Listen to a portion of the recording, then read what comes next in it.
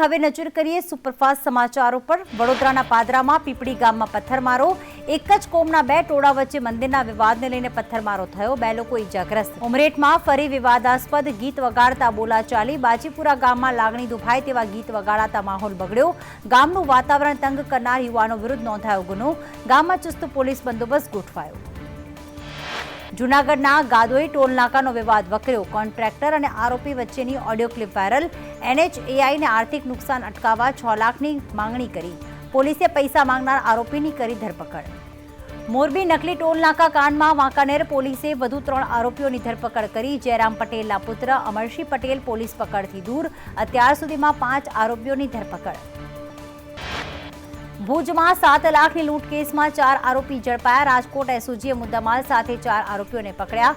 Car અને રોકડ રકમ સહિત 14.61 લાખનો મુદ્દામાલ જપ્ત। વેપારીને સસ્તું સોનું આપવાની લાલચ આપી લૂંટ્યો હતો।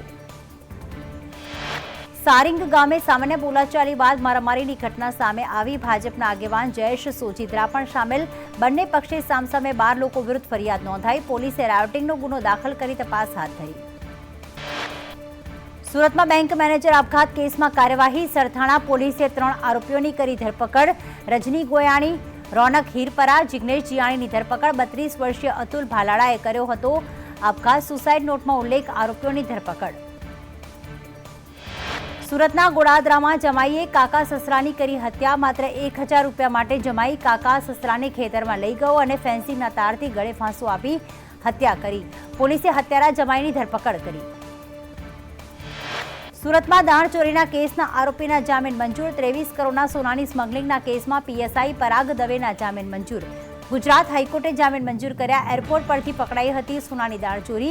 મુખ્ય આરોપી હજુ પણ વોન્ટેડ।